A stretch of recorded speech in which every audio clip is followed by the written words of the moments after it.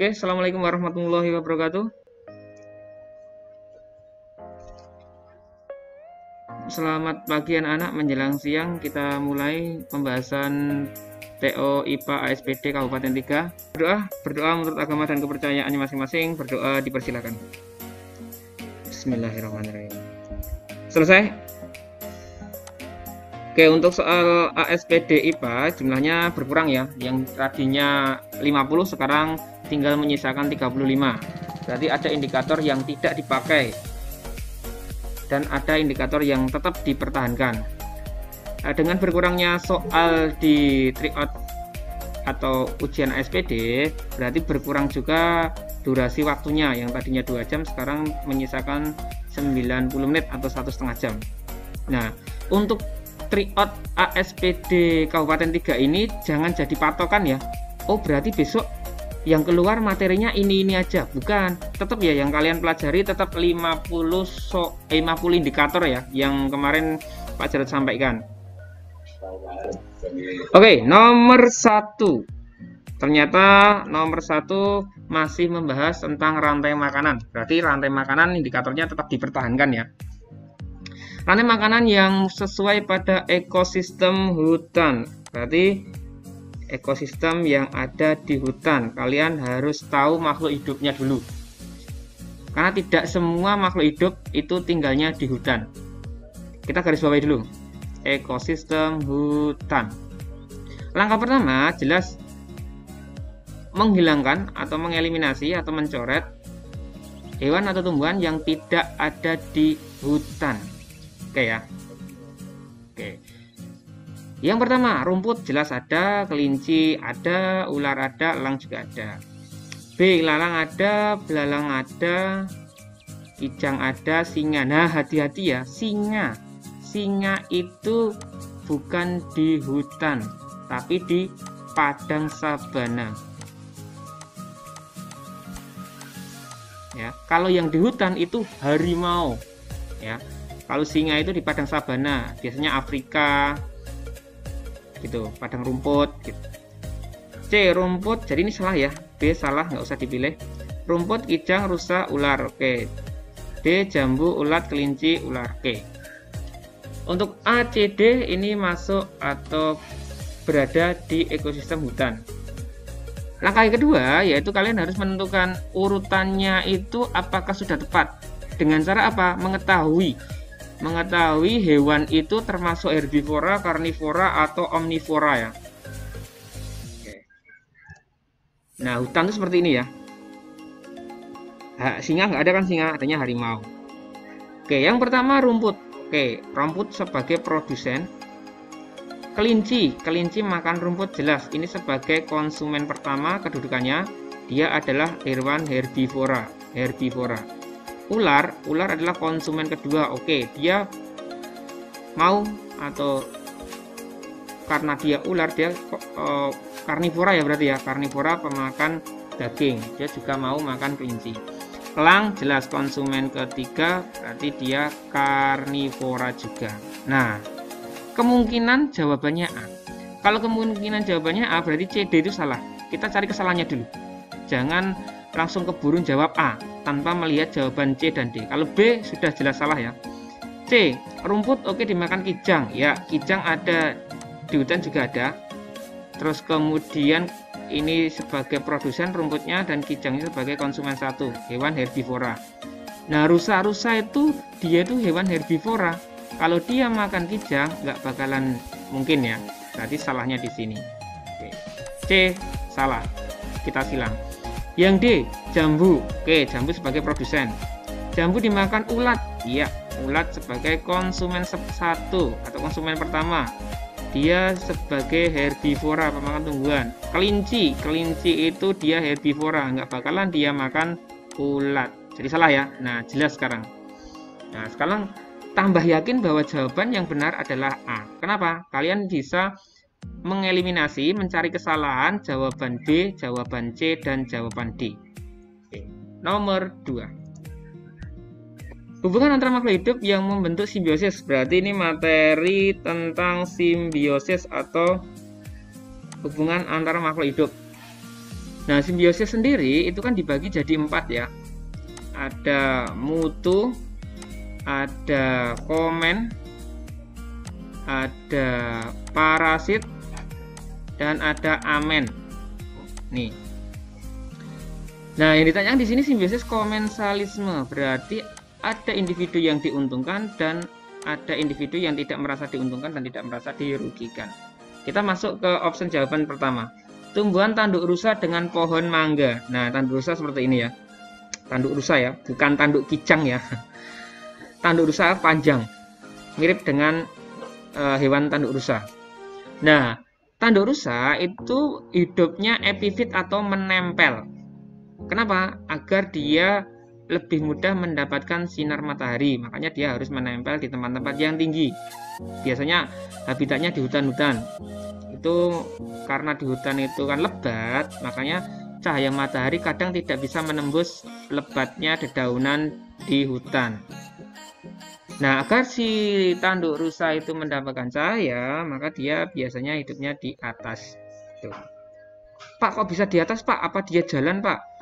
Biasanya kan disebarkan oleh burung-burung itu ya. Atau kan pakai spora atau terbang.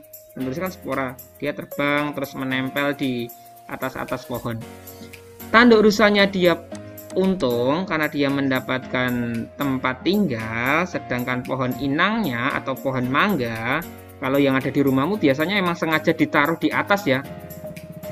Itu berarti si pohon mangga dia tidak untung, tidak rugi. Oh, berarti jelas jawabannya A. Nah, kemungkinan ya, kalian harus membuktikan jawaban B, C, D itu salah. Rafflesia arnoldi dengan pohon inangnya. Nah, Rafflesia kan tidak bisa melakukan fotosintesis ya, berarti dia untung. Dia untung. Dia dapat sari-sari makanan. Sedangkan tumbuhan inangnya dia dirugikan. Oh, berarti parah. Parasit. Jadi salah. Tali putri dengan tanaman pagar. Nah, tali putri itu kayak gini ya, kayak bakmi-bakmian ya. Dulu pas zamannya Pak Jarod kecil dan teman-temannya Pak Jarod itu sering kan pada zaman dulu itu pembatas antara rumah itu ada pohon namanya teh-tehan tuh ya. Mungkin sekarang sudah sangat jarang ya. Nah, di atasnya itu ada pohon-pohon kayak bakmi-bakmian seperti ini. Ini namanya tali putri. Ini kalau zaman dulu digunakan untuk mainan ya, mainan anak cewek ya, pasaran itu ya. Dikira kayak bakmi beneran. Memang mirip kayak bakmi beneran. Nah, si tali putri ini dia tidak bisa melakukan fotosintesis, makanya dia itu untuk hidupnya dia harus mencuri. Kasihan ya, diciptakan hanya untuk mencuri ya. Karena dia kalau nggak mencuri atau mengambil sari-sari makanan dari tumbuhan lain, maka dia tidak akan bisa hidup. Nah, sedangkan tumbuhan yang ditempelinya atau dihinggapinya atau taman pagar itu jelas karena dicuri dia rugi. Berarti ini juga parasitisme. Jadi salah. Lebah dengan bunga matahari. Oh, sudah jelas ya. Lebah itu ketika dia jadi fase imago, dia itu membantu penyerbukan ya. Selain dia menghasilkan nektar, dia juga membantu. Kok bisa, Pak? Gimana caranya, Pak? Ketika dia hinggap untuk mencari nektar, kan kaki-kakinya, badannya, tubuhnya, sayapnya itu kan kadang ada benang sari kan, benang sari yang menempel di tubuhnya, terus dia terbang ke bunga yang lain. Nah, benang sari yang dibawakan dari bunga yang lain itu jatuh ke bunga satunya, jadi membantu penyerbukan. Berarti apa nih? Mutualisme. Si lebah dapat madu, nektar, sedangkan tumbuhan dia dibantu penyerbukan. Jadi sekarang sudah pasti jawabannya A, gitu ya. Lanjut nomor 3. Perhatikan gambar berikut. Organisme yang dapat menduduki huruf X pada rantai makanan seperti gambar adalah ini rumput, belalang, titik-titik, ular, elang, dan jamur ya. Berarti ekosistemnya bisa di rawa nih, rumput di rawa kan ada airnya, sawah juga bisa, padi. Nah, yang X sekarang, tupai. Nah, tupai itu kayak gini ya. Tupai itu dia itu herbivora ya. Gigi kayak kelinci giginya. Gigi seri 2, gigi seri depannya itu lebih besar atau hewan pengerat ya. Nah, dia makan kalau di kelapa ya berarti dia makan daging kelapa. Jadi untuk makan si belalang ini salah. Dan dia hidupnya bukan di sawah ya, jelas ya. Kalau katak, katak adalah hewan pemakan serangga. insektivora. Oh, kemungkinan jawabannya, kemungkinan ya. Nah, jangan terburu-buru menjawab jawaban yang walaupun kemungkinannya benar. C. Kelinci. Kelinci salahnya di mana? Kelinci kan hewan herbivora ya. Herbivora. Nah, berarti dia tidak bakalan makan belalang. Jadi salah. Yang berikutnya burung pipit. Ingat, burung pipit, burung pemakan biji-bijian ya. Lihat paruhnya. Struktur paruhnya runcing tapi pendek untuk memecah biji-bijian. Berarti dia tidak bakalan makan belalang. Oke, sekarang pasti jawabannya B. Tidak ada masalah ya. Lanjut ke nomor 4. Perhatikan gambar berikut. Yang sebelah kiri ini Venus ya. Nah, Venus. Pak Jarod carikan gambar yang lebih jelas ya. Kemudian yang sebelah kanan ini kantong semar. Lihat, dua-duanya berhasil menangkap serangga. Kenapa toh? Si kantong semar dan si Venus itu repot-repot menangkap serangga? Karena si Venus dan si kantong semar, dia tidak bisa menghasilkan nitrogen sendiri. Dia hidup di tempat yang kadar nitrogennya itu rendah. Makanya dia harus mendapatkan suplai nitrogen dari hewan atau tempat lain. Nah, dengan cara apa? Dia menangkap serangga. Caranya ada yang pakai engsel, ada yang pakai kantong, seperti ini. Kesamaan cara adaptasi kedua tumbuhan seperti gambar adalah menggulungkan daun. Salah ya, dua-duanya tidak menggulungkan daun ya. Jadi salah. Memiliki daun berengsel. Oke, Venusnya ya, Venusnya memiliki engsel. Kalau kantong semarnya dia tidak memiliki engsel. Jadi salah. Bentuk daun seperti piala. Iya, kantong semar seperti piala. Nah, ada tutupnya. Kayak piala eteko ya. Tapi si Venus dia tidak seperti piala, dia memiliki engsel. Jadi salah. Mencerna serangga. Nah, yang benar nih, untuk mendapatkan nitrogen. Oke, itu ya. Ini juga tidak ada masalah karena di soal-soal sebelumnya sudah sering muncul. Nomor 5. Hewan lain yang memiliki kesamaan adaptasi dengan musang. Musang itu ini ya. Nah, luwak ya. Kita nyebutnya luwak wet. Jangan sebut merek ya. Luwak wet aja loh. Nah, ada luwak yang albino ya. Luwak putih itu ada. Matanya merah, tubuhnya putih semua. Nah, musang. Musang itu dia mempunyai beberapa ciri keistimewaan atau tepatnya adaptasi, yaitu yang pertama dia itu pura-pura mati. Berarti ini adaptasi tingkah laku ya, tingkah laku, pura-pura mati. Kayak kamu aja, kalau dimarahi orang tuamu, terus pura-pura nangis, ya biar dikasihani, bukan pura-pura mati ya. Pura-pura nangis biar mendapatkan belas kasihan orang tuamu, terus nggak jadi belajar.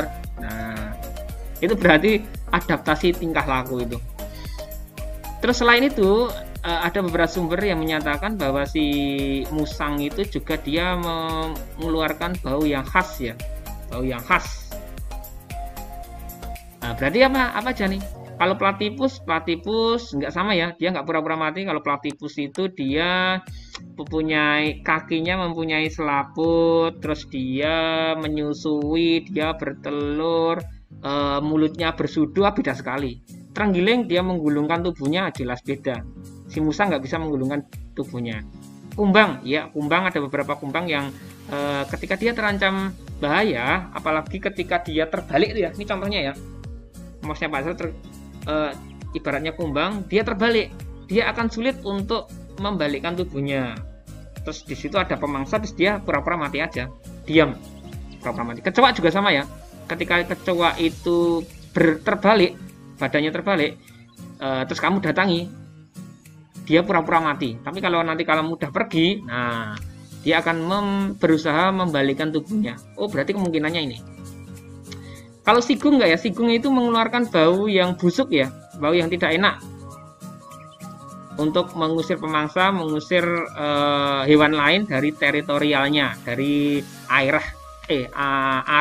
jajahannya, area tempat tinggalnya. Kadal, kalau kadal dia memutuskan ekor bisa. Jadi nggak ada kesamaan dengan si musang ya, tapi salah. Landak punya duri, ini enggak. Ya salah, tapi salah. Lipas nggak juga ya. pura-pura mati aja, berarti ini salah. Jadi jawabannya B, salah. Nomor 6. Perhatikan tabel berikut. Pasangan yang tepat antara tumbuhan dengan cara perkembangbiakannya. Tumbuhan dan cara perkembangbiakannya. Oke. RB itu kayak gini ya. Rasanya hampir mirip dengan stroberi, manis-manis, kebanyakan kecutnya. Itu ya. RB, blueberry, blackberry, berry. RB itu kayak gitu. Terus ini kentang ya, kentang. Kalau RB jelas ini pakai stolon ya, atau geragi ya. Stolon. Kentang, umbi bakar ya, umbi bakar. Umbi batang ya, maaf, nggak konsen nih. Umbi batang ya, kentang tak ini ya, umbi batang. Umbi batang, kentang, umbi batang. Nah, bambu ini tunas ya, tunas akar ya, tunas. Nih tunasnya ada di kecil nih, yang kecil. Suplir itu pakai spora ya, spora nih ya, spora nih yang mana Pak? Yang ini Pak, yang ini loh. Nah, yang kecil-kecil di daunnya loh, hitam-hitam loh. Ini bukan semut ya, ini spora. Kunyit itu pakai akar tinggal ya, atau rizoma atau rimpang. Ini rizoma. Ya kunyit, jahe, pokoknya sejenis empon-empon itu, famili empon-empon itu pakai kunyit rizoma atau akar tinggal. Oke, kita masukkan sekarang. A, 1M, RB, M itu stolon. Oke, bener. 2L, kentang itu L, umbi akar. Salah ya? Salah. 4J, 4 itu suplir, J itu tunas. Jelas salah ini. Jadi A, salah. B, 1K, RB, K itu rizoma. Jelas salah. Nah, 3M, bambu, M, stolon. Salah. 4N, suplir itu N itu spora. Oke, bener, tapi tetap salah 2 kan. 1M, 1 RB itu M stolon. Salah. 3J, bambu itu tunas. Oke. 5K, kunyit itu K, rizoma. Oke. Ya. Oh iya, ini bener ya, stolon ya. Oh, maaf, stolon atau geragih ya. Ini kan stolon ya nih, 1M. Oke, baik, jawabannya C. Berarti kalau jawabannya C, D ini pasti salah ya. 1K, RB, rizoma. Nah, ini baru salah nih. 4M, suplir M. Suplir M, stolon. Salah. Akhirnya spora. 5L, kunyit, L, umbi akar. Salah. Akar tinggal ya. Oke, jadi jawabannya C.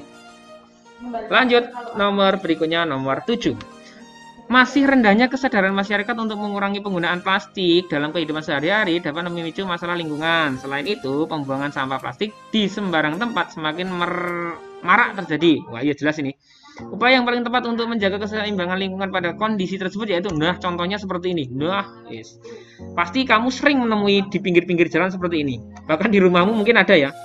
Nah, memang ya, plastik itu memang menjadi kebutuhan, hampir menjadi kebutuhan utama untuk kita membawa benda-benda. Nah, jadi kebutuhan utama ketika kita membawa suatu benda ya. Karena praktis, ringan, tahan air, murah. Nah, karena kelebihan dari plastik itu banyak digunakan untuk kebutuhan membungkus. Nah, tapi selain banyak kebutuhan, banyak kelebihannya, plastik juga mengalami punya kekurangan. Yang pertama yaitu dia sangat sulit untuk diurai. Apalagi plastik-plastik sampah seperti ini ya, plastik resek ini ya.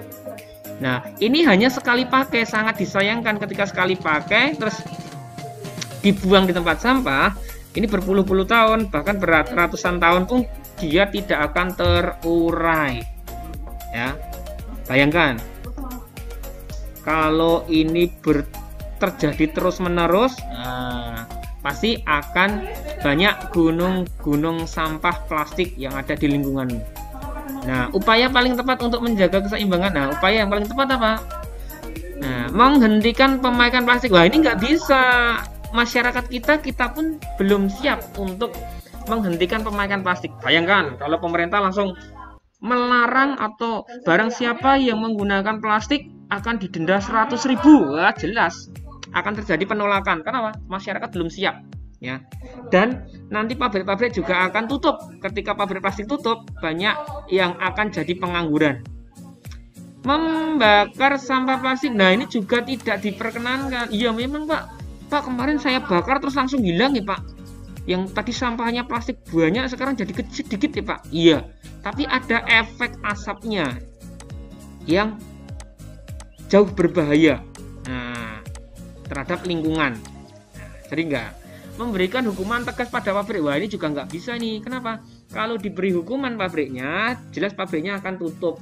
Ketika pabriknya akan tutup, bayangkan ribuan atau mungkin puluhan ribu karyawan pabrik plastik akan di PHK, akan kehilangan pekerjaan. Nah, akan timbul masalah baru. Mengubur sampah, wah ini juga nggak ada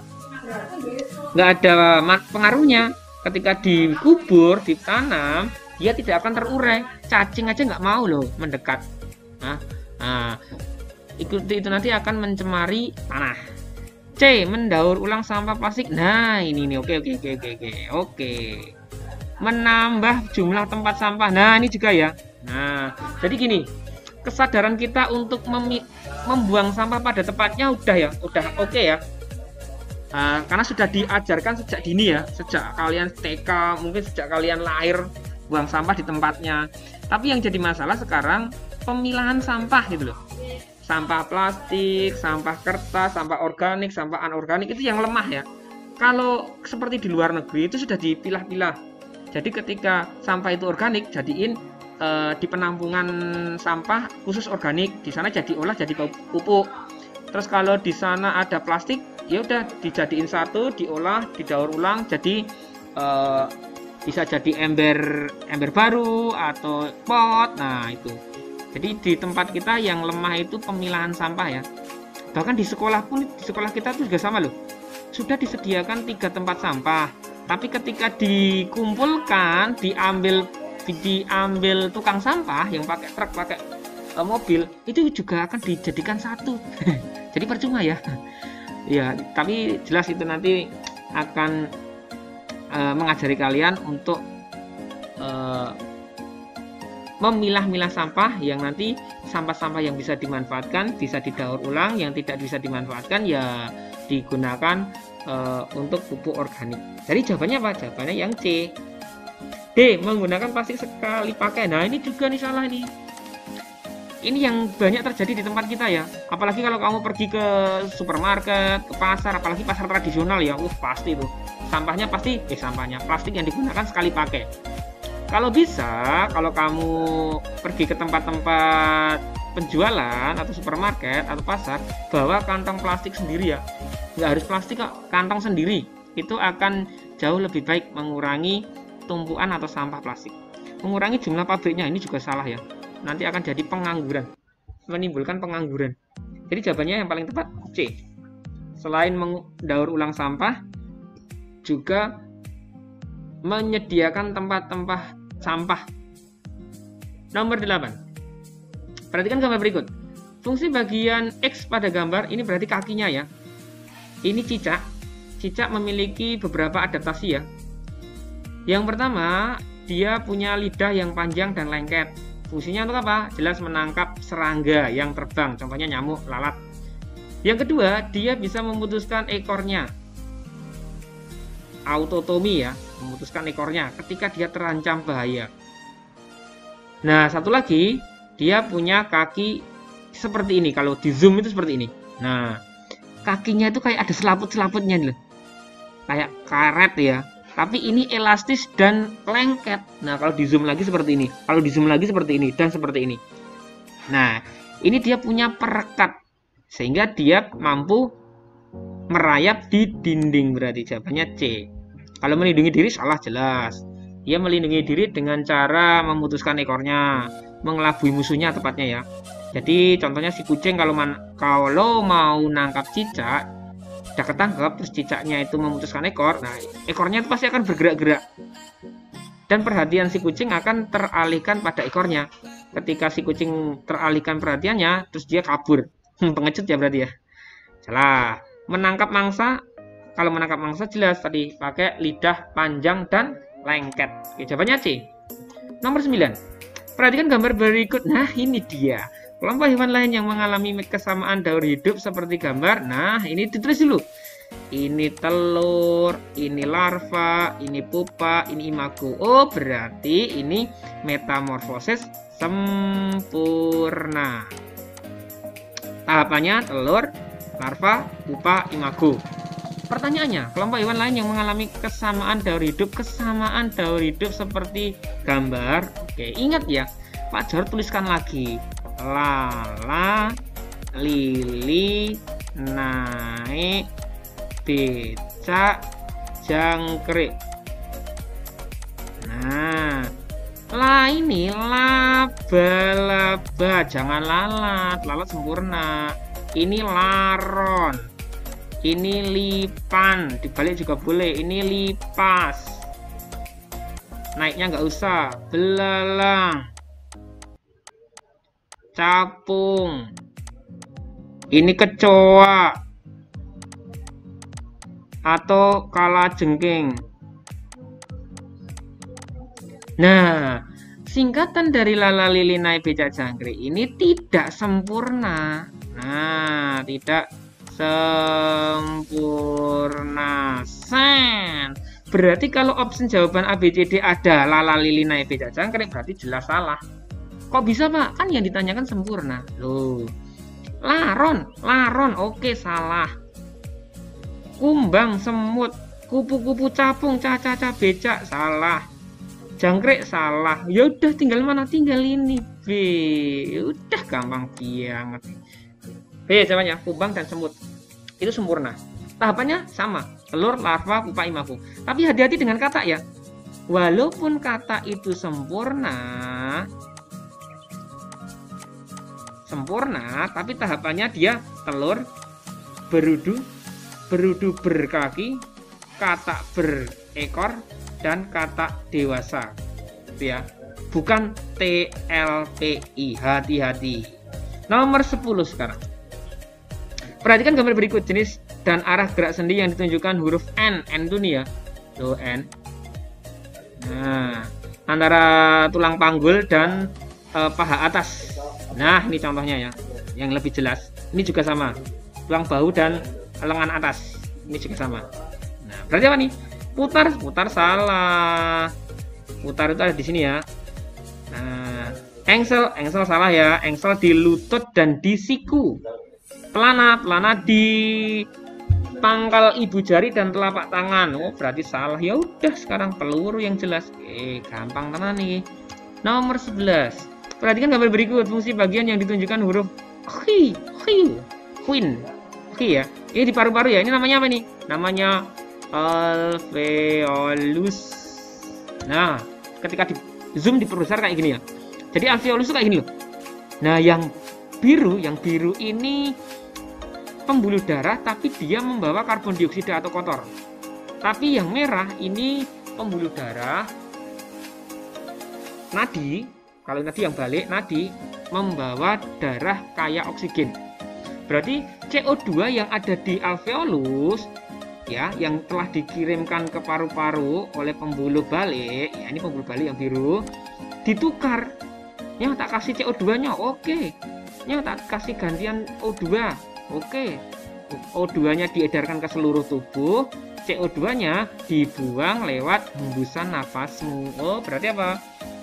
Penyesuaian kelembapan ini salah. Ini ada di mana? Di hidung. Karena kelembapan di sana ada selaput, lendir. Menyaring udara yang masuk ke paru-paru.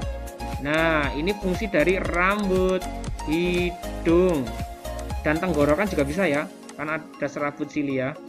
Jadi salah. Menyaring kotoran yang masuk bersama udara. Nah, ini rambut, hidung tadi. Nah, berarti D, tempat pertukaran oksigen dan karbon dioksida. Lanjut, nomor 12. Perhatikan gambar berikut. Proses pencernaan pada organ yang ditunjukkan huruf X. X itu di mulut ya. X itu di mulut. Nah, di mulut ada dua pencernaan ya. Yang pertama mekanik. Mekanik itu pakai gerakan. Siapa? Gigi. Dan siapa? Dan lidah. menggigit ya, dan membolak-balik berarti mekanik. Yang kedua ada pencernaan kimia oleh siapa? Oleh petialin, enzim petialin. Mengubah apa? Glukosa, tepung ya, zat tepung atau karbohidrat, tepung atau karbohidrat ya, karbo menjadi glukosa. Nah, buktinya ketika kamu makan nasi aja, kamu kunyah, nasinya bertemu dengan air liur, enzim petialin itu akan menimbulkan rasa manis, itu glukosa. Berarti yang mana? Mengasamkan makanan yang dicerna ini di lambung. Jadi salah, karena yang ditanyakan adalah di mulut. Mengubah karbohidrat menjadi glukosa, oke. Mengubah protein susu menjadi kasein. Nah, ini ya. Ini ada di lambung ya. Fungsi dari renin. Renin itu PSK. Mengubah protein susu menjadi K-nya kasein. Jadi salah. Terus ini ada di lambung ya. Lambung juga, lambung. Mengubah protein menjadi pepton. Nah, ini juga ada di lambung. Fungsi dari pepsin. Pepsin, singkatannya lapar. Lambung, pepsin, renin, asam klorida. Oke, berarti jawabannya B. Lanjut nomor 13. Dani sering jajan sembarangan. Nah, ia mengeluh sakit perut dan sering buang air besar. Upaya yang dapat dilakukan untuk mencegah gangguan kesehatan tersebut adalah, jelas ya, ini berarti makanan yang dimakan tidak higienis, tidak bersih. Menjaga kebersihan makanan. Nah, ini mungkin ini ya, menjaga kebersihan makanan ya. Ya, dengan mencuci sebelum masak, merebus dengan matang, menjaga alat masak dan lain sebagainya. Mengkonsumsi makanan asam, ini salah ya. Minum air putih yang banyak, ini juga salah. Ini untuk menjaga organ ginjal kita ya. Mengurangi makanan berkalsium. Wah, ini apalagi kalsium itu dibutuhkan, apalagi kalian masa pertumbuhan ya. Banyak-banyak minum kalsium, susu ya. Kalsium itu ada dalam susu, itu banyak itu. Jadi jawabannya apa? Jawabannya A. Nomor 14. Perhatikan gambar berikut, urutan peredaran darah kecil ya. Ingat, kecil itu berarti jantung, paru-paru, jantung kecil atau pendek. Karena jalurnya hanya pendek, kecil, tidak ke seluruh tubuh. Berarti mana? Ini jantung, ini paru-paru, ini seluruh tubuh. Oh, berarti jantung, paru-paru, jantung. Dari mana? Ya jelas. Ingat, dari bilik kanan, bilik kanan, terus menuju ke jantung. Menuju ke paru-paru, terus menuju ke serambi kiri. Berarti yang mana? Nomor 3. Ini kan kotor toh? Kan ke paru-paru kan kotor. Menuju ke nomor 9. Terus nomor 10 ditukar dengan oksigen. Darahnya jadi bersih ke nomor 11, baru ke serambi kiri. Nah, berarti 3, 9, 10, 11, 1. 3, 9, 10, 11, 1. Oke, gampang. Lanjut ya. 15. Perhatikan gambar berikut. Alat tersebut menunjukkan kerja paru-paru. Jika membran karet ditarik ke bawah, maka nah ini cuma 2 ya. Ada 3 perlakuan sebenarnya. Ditarik, dilepas atau ditekan ya. Ditekan itu berarti ditekan masuk. Itu sama aja dilepas. Nah, kalau ini kebetulan jika membran karet ditarik ke bawah ya, ditarik ke bawah. Nah, jadi seperti ini ya. Ditarik ke bawah berarti yang ini ya. Nah, yang ini ditarik ke bawah. Kalau ini kan dilepas atau ditekan ya. Nanti beda. Jelas ketika ditarik, ingat, lihat balonnya membesar, mengembang. Pertama itu, cari itu dulu. Tekan udara dalam batu tabung. Kedua balon mengempis, jelas salah ya. Cari yang mengembang dulu. Mengembang, mengempis, salah. Oh, berarti jawabannya kalau nggak CD. Nah, ya kan? Menyisakan 2 jawaban. Lah, sekarang apalagi ketika ini ditarik, maka tekanan itu akan turun atau mengecil. Ya. Tekanannya itu akan turun atau mengecil. sehingga udara kan masuk toh. Nah, sekarang pertanyaannya, kok bisa ya balon yang ada di botol ini mengembang? Oh, logikanya saja, berarti ada udara yang masuk, ya kan? Nah, kata kunci yang kedua, cari udara luar masuk. Ini tadi udah salah ya, nggak usah dipilih lagi. Sekarang kita fokus ke C sama D. Udara luar masuk, oke. Melalui pipa kaca, udara luar masuk melalui pipa kaca. Oh ya sama. Wah, berarti ini. Nah, tekanan udara dalam tabung mengecil. Nah, ini mengecil, bukan membesar. Kesalahannya di sini. Jadi jawabannya C ya. Oke, lanjut nomor 16. Serat kapas lebih cocok digunakan untuk membuat kain pel. Serat kapas itu biasanya digunakan untuk bahan kain katun ya. Bajumu, kaosmu itu banyak dari kain katun. Ini pohon kapasnya. Diambil kapasnya, dipintal, ditenun, terus jadi kain. Nah, kenapa kok pakai kain digunakan untuk kain pel? Karena daya resapnya tinggi. Kedap air, salah kedap air. Kedap air itu tahan air, contohnya plastik, karet itu kedap air. Lemas dan menyerap. Nah, ini lemas sehingga bisa diperas, bisa digulung, bisa dilipat dan menyerap air ya. Fungsi utama dari kain pel kan menyerap air toh. Nah, mudah kusut dan kaku. Ya, mudah kusutnya ya memang benar mudah kusut, tapi kakunya enggak. Lentur dan kedap air. Nah, kedap airnya salah. Lenturnya cukup lentur sih. Tapi kalau dibandingkan dengan karet ya jauh, tapi tetap lentur. Kalau kamu punya baju dari kain katun, itu kalau ditarik-tarik masih bisa. Ya. Jadi jawabannya apa? Jawabannya B. Nomor 17. Perubahan wujud yang terjadi ketika menggoreng menggunakan mentega ya. Nah, biasanya ini ya. Biasanya pengganti minyak goreng itu pakai mentega ya. Nah, itu bisa digunakan untuk menggoreng. Berarti ini kan benda padat. Tadinya benda padat, terus jadi benda cair setelah terkena panas. Oh, ya udah. Berarti mencair. Nomor 18. Perhatikan gambar berikut. Ini seorang anak perempuan yang sedang menjemur pakaian di terik matahari. Kegiatan berikut yang memanfaatkan perubahan wujud seperti pada gambar. Nah, baju yang tadinya basah setelah dicuci, kemudian dijemur, baju basah tadi akan kering. Lah pertanyaannya sekarang, lah airnya kemana ya? Airnya apakah diminum? Enggak. Airnya ada yang jatuh tapi kebanyakan menguap, berubah menjadi uap. Berarti apa? Yang tadinya benda cair berubah menjadi benda gas. Oh, prosesnya disebut penguapan. Penguapan ya. Nah, cari yang sama. Membuat garam tradisional. Nah, membuat garam tradisional kan gini. Ada sepetak tanah yang di sekitar pantai, dikasih air laut, ya kan? Kemudian dijemur aja di terik matahari. Airnya akan hilang, akan menyisakan butiran-butiran garam. Oh, prosesnya sama dengan si baju. Oh, berarti menguap. Menorehkan malam. Kalau malam jelas ya, malam tadi kan cair. Malam kan cair. Cair jadi padat, setelah menempel di kain kan jadi padat. Oh, berarti membeku, salah. Meletakkan air ke dalam freezer, air kan benda cair, ya kan? Setelah beberapa jam dikasihkan atau diberikan ke dalam freezer jadi padat. Oh, berarti apa? Oh, membeku. Jadi salah karena ditanyakan apa? Menguap. Menyambung kabel dengan solder. Nah, solder itu juga sama ya. Solder kan itu kan bendanya padat, ya kan? Ketika dipanaskan dia akan cair, tapi setelah beberapa detik dia akan padat lagi. Nah, berarti apa?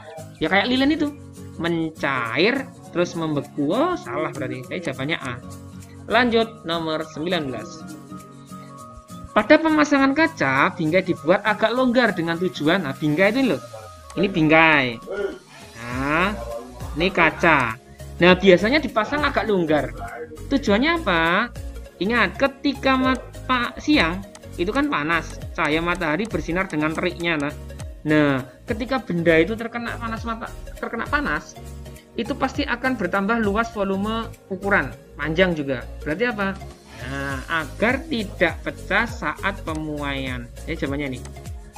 Kalau penyusutan enggak, menyusutkan kacanya tambah jadi lebih kecil gitu. Walaupun sebenarnya kalau diukur ya hanya perbedaannya kecil sekali ya. Lanjut nomor 20. Perhatikan tabel berikut. Peristiwa perpindahan panas yang sama ya. Perpindahan panas yang sama ya. Nah, kita perlu analisis semua. Ingat ya, perpindahan panas itu dibagi jadi 3. Konduksi benda padat, konveksi benda gas atau cair, kalau radiasi tanpa perantara, tanpa zat perantara. Ingat kata kuncinya itu biar memudahkan kalian untuk mencari perpindahan panasnya. Angin, ingat angin itu benda padat, benda gas ya, berarti apa? Konveksi. Berjemur untuk meningkatkan daya tahan tubuh. Oh, berarti dia radiasi. Berjemur kan pakai sinar matahari. Asap, berarti dia gas, konveksi. Gerakan air, berarti dia konveksi. Gas, cair kan? Benda cair toh? Knalpot, dia benda padat. Knalpot itu benda padat. Berarti apa? Konduksi. Nah, yang sama berarti mana? 1 konveksi, 3 konveksi, 4 konveksi. 1, 3, 4. Jawabannya B. Lanjut nomor 21. Bentar ya.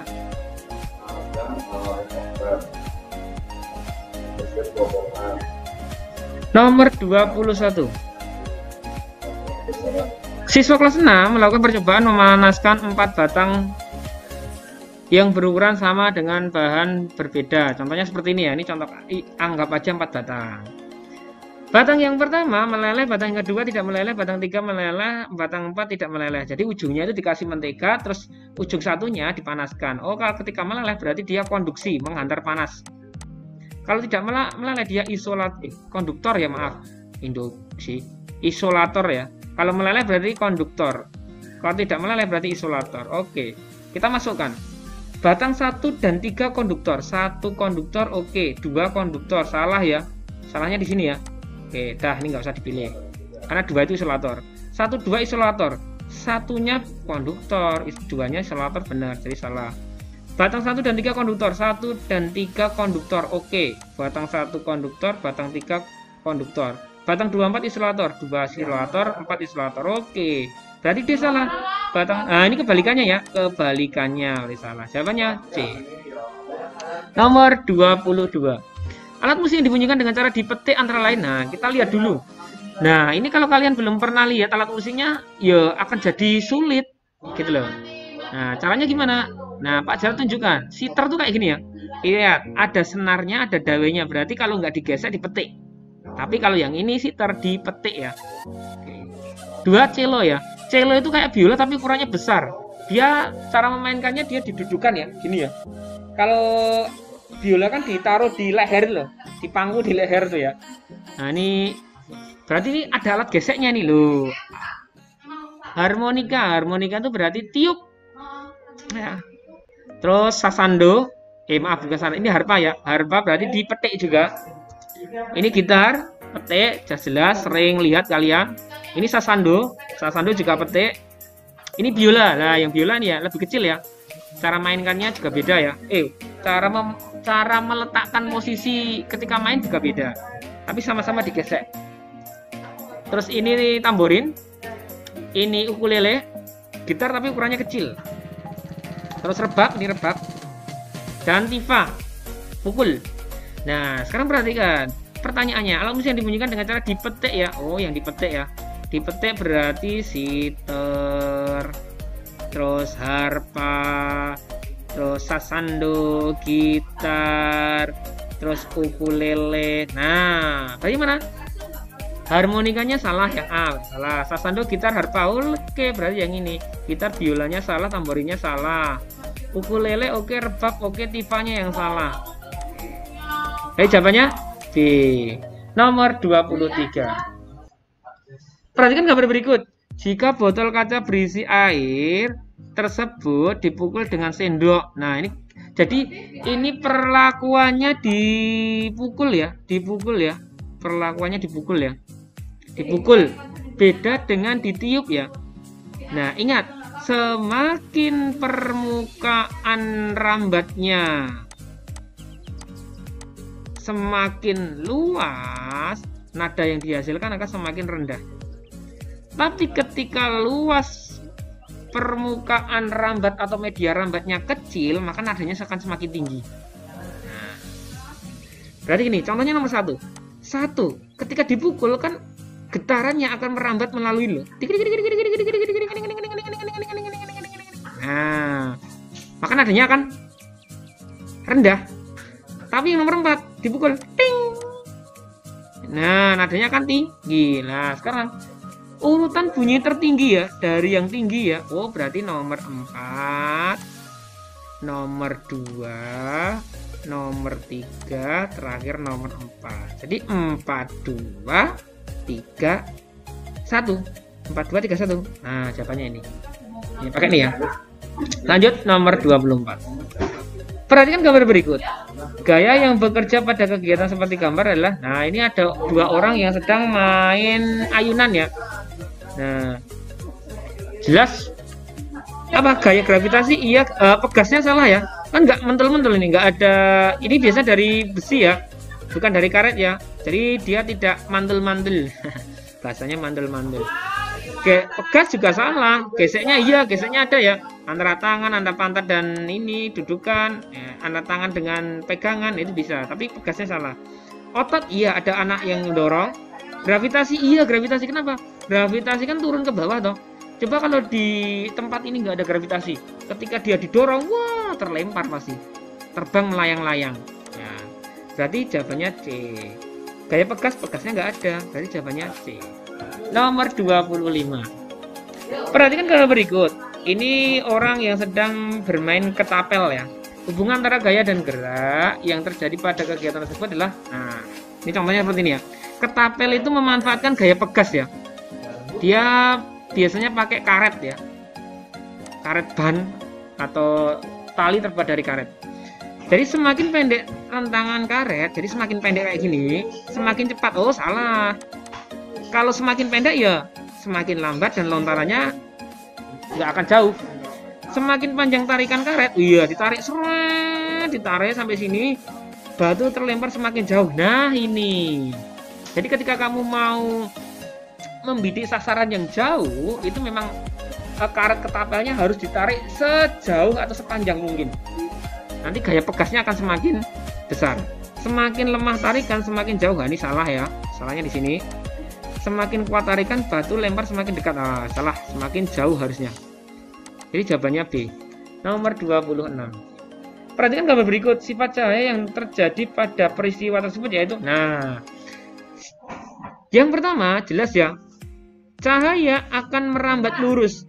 Nah, merambat lurus. Kalau ada bayangan, berarti kan nggak bisa nembus toh. Nah, berarti cahaya dapat dibiaskan, salah, nggak ada pembiasan. Dipantulkan nggak ada. Cahaya dapat dibiaskan, nggak ada. Merambat lurus, iya. Cahaya merambat lurus memantul ke segala arah. Cahaya merambat lurus tidak dapat menembus benda. Nah, ini ya. Nah, tidak dapat menembus benda gelap. Ini kan benda gelap ya, sehingga tidak tertembus. Kalau di sini benda bening bisa tertembus. Lanjut nomor 27. Perhatikan gambar berikut. Halo, apakah masih tersambung dengan Pak Jarot? Kok diem aja? Oke. Perhatikan gambar berikut. Perubahan bentuk energi pada saat alat tersebut digunakan, jelas ya. Ini pakai batu baterai ya. Batu baterai ya energinya ya. Berarti kimia. Terus jadi listrik. Terus jadi gerak. Oke, kimia, listrik, cahaya enggak ya. Kalau ini jam digital oke, tapi ini jam analog ya. Jam analog itu berarti pakai jarum. 28. Perhatikan gambar berikut. Sifat magnet yang ditunjukkan gambar tersebut. Nah, gampang ini. Ini ada benda tipis, ada benda tipis. Oh, benda tipis ya. Ini ada magnet, ini ada benda ferromagnetik. Ferro ini magnet. Magnet. Berarti apa? Magnet mempunyai 2 kutub. Salah. Kalau mempunyai 2 kutub nanti gambarnya cuma kayak gini. Utara dan selatan. Menarik benda non magnetik, oh nggak bakalan bisa. Benda non magnetik atau benda bukan ferromagnetik nggak bisa ditarik ya. Yang bisa ditarik adalah benda ferromagnetik. Gaya tarik terbesar pada tengah magnet, salah ya, bukan pada tengah tapi pada ujungnya ya, atau pada kutubnya. Nah, mampu menembus benda tertentu. Nah, ini ya, benda tipis, khususnya benda tipis ya. Lanjut nomor 29. Akhir-akhir ini, Bu Tina merasa kesulitan untuk mendapatkan gas LPG dikarenakan terjadi kekosongan di berbagai toko. Cara untuk menghemat energi tersebut adalah caranya, oke, menggunakan biogas untuk memasak. Nah, ini ya, biogas dari kotoran hewan. Menggunakan tabung LPG ukuran besar. Wah, itu sama saja nanti. Sama aja. Harganya lebih mahal dan karena tidak disubsidi ya. Biasanya yang warnanya biru itu tidak disubsidi, harganya lebih mahal. Kalau yang warnanya ini, gas melon ini disubsidi, harganya cenderung lebih murah. Gitu. Menimbun LPG, nah ini juga sama aja, nanti akan mengakibatkan kelangkaan, malah harganya akan semakin tinggi. Menambah jumlah tabung gas LPG di pasaran ini juga sama ya. Walaupun ditambah tabung gasnya, tapi kalau persediaan gasnya itu sedikit ya percuma. Jadi jawabannya A. Nomor 30, perhatikan gambar berikut. Nah, ini gampang ini. Keadaan lampu apabila S1 ditutup. Ditutup. Ibaratnya gini loh maksudnya ini. Kereta api palangnya ditutup, berarti keretanya bisa jalan nggak? Oh, bisa. Bisa lewat nggak? Oh, bisa. Ketika palang kereta api dibuka, apakah keretanya itu akan jalan? Ya, enggak. Enggak ya? Enggak. Berarti ditutup itu berarti listriknya bisa mengalir atau disambung. Kalau dibuka ini diputus. Diputus. Berarti S2 diputus, kita kasih tanda silang. Nah, silang. Berarti nggak bisa lewat ya. Nah, ingat, cari yang mati. Cari lampu yang mati. Alah, mati ya. Berarti yang mati mana? Ini loh. Ngek, ngek, ngek, ngek, ngek, ngek. Nggak bisa lewat sini. Berarti yang mati ini. Cari L4 padam. Udah, jawabannya apa? Udah, yes. Gampang kan? Gampang. Yang lain ini hidup, ini hidup, ini hidup, ini hidup. Oke. Ini lewat sini. Ngek ngek ngek ngek ngek ngek. Oke, ini lewat sini. Ngek ngek ngek ngek. Oke. Jadi jawabannya apa? Jawabannya A. 31. Berikut ini yang termasuk kelompok energi alternatif. Alternatif ya. Energi alternatif namanya alternatif, berarti pengganti. Pengganti. Biasanya kita menggunakan energi BBM, bahan bakar minyak atau gas. Tapi selain ini ya, oke. Biofuel, oke. Bio itu berarti pengganti atau dapat diperbarui. Kok bisa? Panas bumi, gelombang. Ini. Ini yang salah, aftur itu termasuk BBM. Kalau yang ini yang salah parafin. Parafin itu bahan pembuat lilin ya. Itu juga dari bahan bakar minyak. Terus kalau ini pertamax, ini juga BBM ya. Jadi jawabannya A. Nomor 32. Nama planet yang ditunjukkan huruf X dan Y. X dan Y. Merkurius, Venus, Bumi. Aduh, Mars, Jupiter, Saturnus, Uranus, Neptunus. Berarti Venus dan Saturnus. Gampang kan? Gampang. 33. Perhatikan gambar berikut. Dampak negatif yang terjadi apabila tahapan daur air yang ditunjukkan nomor 4. Nomor 4 itu mana? Nomor 4 itu infiltrasi. Ini EVA. Ini konden. Ini presipitasi ya, pengendapan. Nah, yang ditanyakan nomor 4 pas infiltrasi. Dampak negatif yang terjadi apabila tahapan daur air nomor 4 terganggu. Berarti terganggu itu di sini dibikin perumahan, gedung-gedung, hotel, villa dan lain sebagainya. Akibatnya apa? Lahan terbuka hijau yang di nomor 4 itu tertutup. Sehingga ketika hujan, airnya nggak bisa meresap ke dalam tanah. Akan banyak limpasan. Nah, berarti apa? Curah hujan rendah, enggak ya? Nggak ada hubungannya. Terjadi kemarau panjang, itu juga nggak ada hubungannya. Permukaan air tanah naik. Salah. Cadangan air tanah, nah yang bener nih. Kenapa? Setiap air yang meresap melalui celah-celah tanah itu akan menjadi cadangan air atau disebut mata air. Bukan air mata ya, tapi mata air. Nih. Kalau semakin sedikit air yang meresap ke dalam tanah, maka cadangan air tanah akan menurun.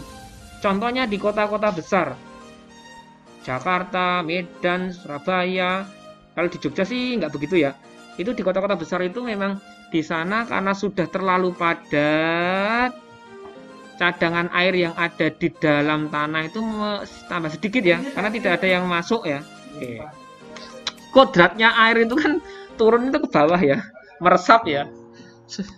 Nomor 34. Kopra. Nah, kopra itu nih ya. Kopra itu kelapa yang dikeringkan loh. Daging kelapa dikeringkan itu namanya kopra. Nah, kopra dapat dimanfaatkan antara lain untuk bahan utama pembuat gula. Salah ya? Bukan bahan utama ya, bahan baku minyak. Nah, ini bahan baku minyak. Setelah dikeringkan, kering terus diparut ya atau dihaluskan, kemudian baru diperas, keluar santannya. Nah, santannya itulah yang akan dipanaskan. Itu nanti akan memisah antara ampas dan minyaknya. Nomor 35. Terakhir, berikut ini contoh sumber daya alam yang tidak dapat diperbaharui. Tidak dapat diperbaharui. Non tambang ya. Tidak dapat maaf. Yang bahan tambang ya, karena tidak dapat ya, berarti bahan tambang. Cara mendapatkannya itu digali, ditambang, dikeluarkan dari perut bumi, itu namanya bahan tambang. Apa aja? Plup itu salah ya, ini dapat diperbaharui. Ini bubur kertas. Kalau platina salah satu jenis logam ya, yang biasanya digunakan untuk peralatan kedokteran, digunakan untuk menyambungkan tulang yang patah, itu kan pakai pena atau platina ya. Intan itu juga tidak bisa ya. Ini termasuk mineral. Kapas ini bisa diperbaharui, damar bisa diperbaharui, spiritus juga bisa diperbaharui. Karena dari tumbuhan. Bauksit, oke. Bauksit itu biji aluminium ya, bauksit.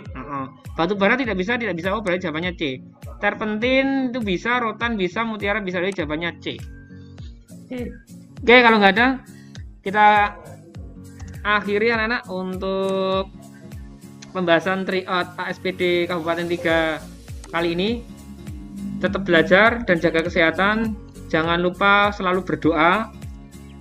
Tidak hanya mendoakan dirinya sendiri, tapi mendoakan teman-temannya agar mendapatkan kemudahan dalam mengerjakan soal-soal ASPD dan mendapatkan hasil yang memuaskan. Berdoa menurut agama dan kepercayaannya masing-masing. Berdoa dipersilakan. Alhamdulillahirrabbilalamin. Sekian, sampai ketemu di lain kesempatan. Assalamualaikum warahmatullahi wabarakatuh.